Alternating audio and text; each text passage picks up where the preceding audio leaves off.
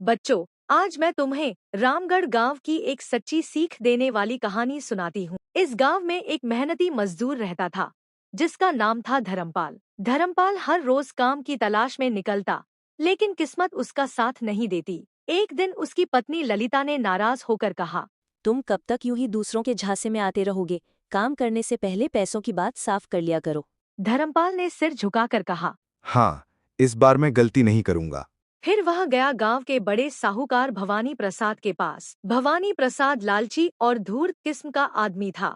उसने कहा, काम तो है मेरे पास, लेकिन शर्तें होंगी। 3 महीने तक बिना वेतन काम करना होगा। अगर काम ठीक निकला तो बाद में 4 महीने का वेतन एक साथ दूंगा, लेकिन अगर एक भी काम पूरा न हुआ तो बिना पैसों के निकाल दिया जाएगा। भोला धर्मपाल मान गया और कागज पर दस्तखत कर दिए। धर्मपाल ने जीजान से मेहनत की। 1 महीना बीता, फिर दूसरा भी। तीसरे महीने में बस कुछ ही दिन बचे थे, तभी भवानी प्रसाद ने चाल चली। उसने धर्मपाल से कहा, गोदाम में 50 बोरे आलू हैं, सब खोलकर एक एक आलू देखो और जिसमें कीड़ा हो उसे अलग रख दो। धर्मपाल ने सिर पकड़ लिया, पर हार नहीं मानी। उसने पूरी रात मेहनत की और काम पूरा कर दिया। भवानी प्रसाद चौंक गया। उसने फिर और मुश्किल काम दिया। इस कांच के जग को इस गिलास में भरकर मुझे लाकर दिखाओ। धर्मपाल हक्का बक्का रह गया। उसने हाथ जोड़कर कहा, मालिक, यह तो असंभव है। बस भवानी प्रसाद यही चाहता था। उसने हंसते हुए कहा। शर्त के मुताबिक अब तुम बिना वेतन काम छोड़ दो। धर्मपाल टूटकर घर लौटा। उसकी पत्नी ललिता ने सुना तो गुस्से में बोली, मुझे तो पहले से ही शक था, अब मैं ही उस साहूकार को सबक सिखाऊंगी। अगले दिन ललिता ने भेष बदलकर अपना नाम रेखा बताया और भवानी प्रसाद से काम मांगने पहुंची। साहूकार ने सोचा, वाह, एक और बेवकूफ मिल गया, और उसने वही शर्तें रखीं। लेकिन रेखा भी कम न थी। उसने भी अपनी शर्त रख दी।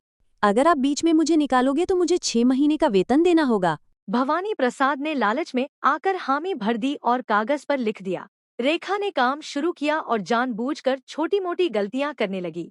कभी कांच का सामान तोड़ देती, तो कभी सफाई करते हुए आग लग जाती। भवानी प्रसाद परेशान हो गया, लेकिन उसे निकाल भी नहीं पा रहा था।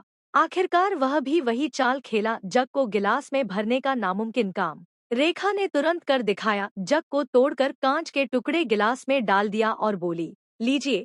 गिलास जग से भर गया। साहूकार दंग रह गया। तभी रेखा ने असली पहचान खोल दी। मैं रेखा हूँ, धर्मपाल की पत्नी।